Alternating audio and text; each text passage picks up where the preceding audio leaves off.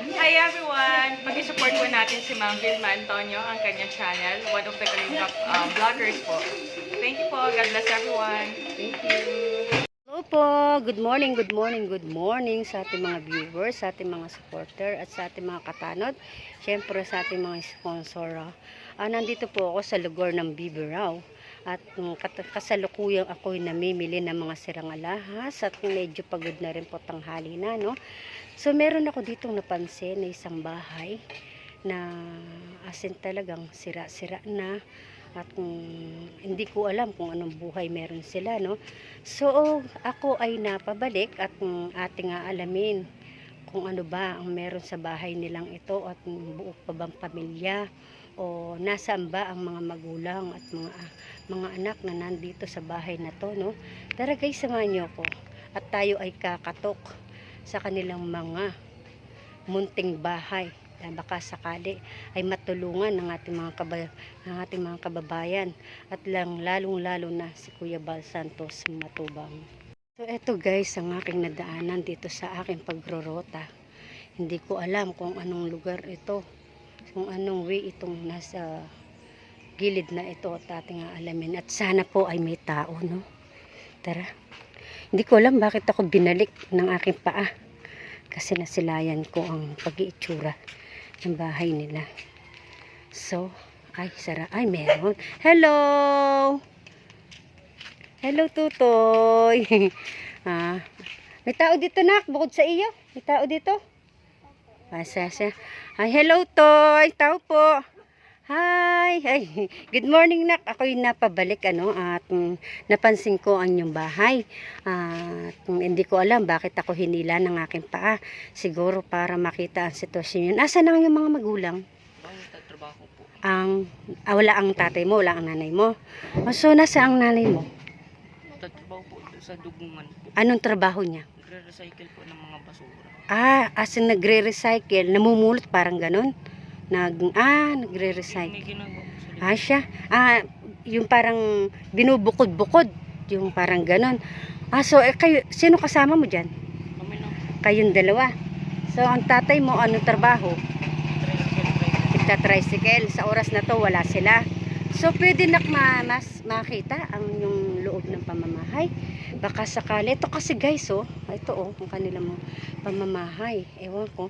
Titignan natin, Hihingi ako ng permiso sa iyo, titignan natin ang loob ng bahay.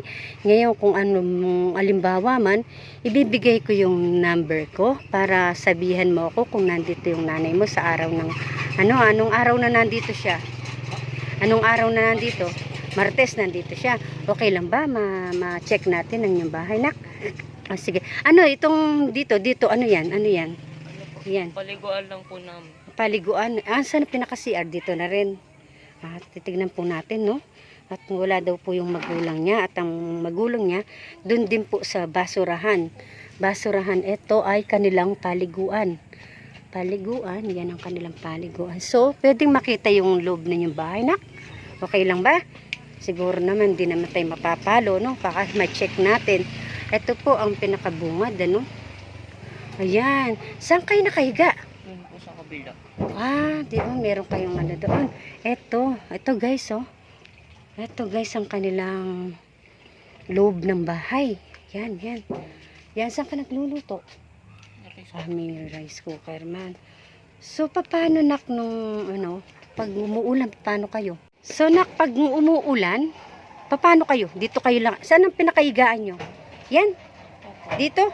Anong pinakasapin? Anong pinakasapin nyo dyan? Meron naman. So, ilang kayo dyan nakatira? 6. Lahat kayo dito sa 6 na yan. Wala. Ito guys po ang kanilang pasensya na po sa magulang ng batang ito at hindi ko po alam bakit ako hinila, no? At para ma-check po natin ang kanilang pamamahay.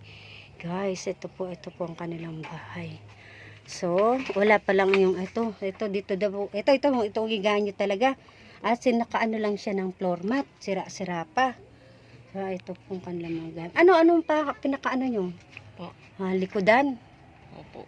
Ay, siya nak. Pasensya ka na ha, at ako'y nakikialam sa inyong pamamahay, ano. Baka sakali lang na merong makapansin sa inyong bahay, baka sakali ha. Kuya Bal Santos Matubang, meron po dito tayong kababayan na ang magulang daw po ay nagta-tricycle at ang kanyang nanay andun sa lugar ng basurahan at nagre-recycle, ano? Ang ibig po sabihin nun, nagse-separate siguro sila ng bakal, plastic, parang ganun na. So kayo lahat magkakapatid?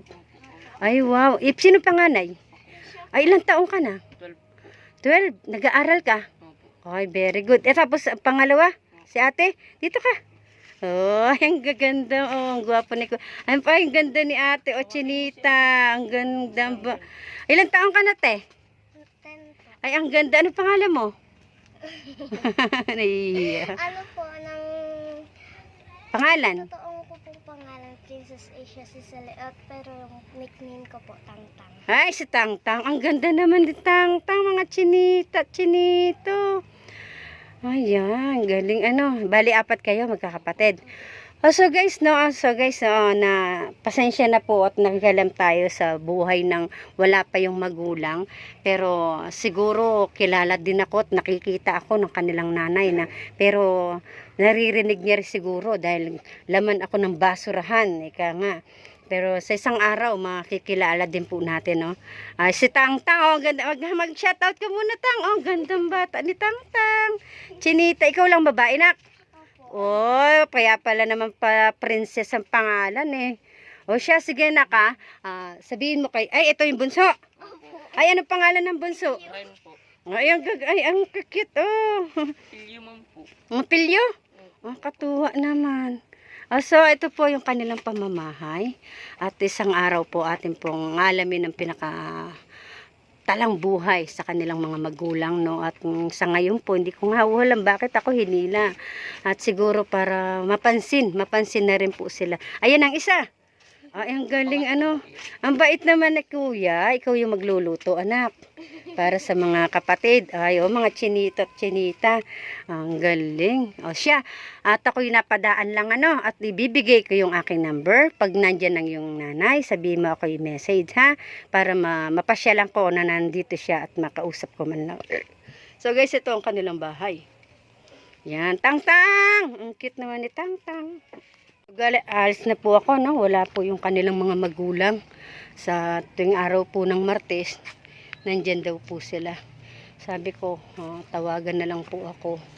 At para makausap ang kanilang mga magulang. Pero nakausap ko po yung mga bata at na-check ko rin po ang loob ng kanilang pamamahay kung anong itsura, no? So, karapat dapat po itong tulungan kung sakasakali man na may mga taong nais tumulong sa kanila. Salamat po ng marami sa panonood at ako po yung uwi na, tanghali na. So guys, hanggang dito na po muna ang aking video sa ngayon at tayo po ay masakit na ang paa at ang aking pong lakad ngayon, paghanap buhay at kasamang pag-i-scout na rin.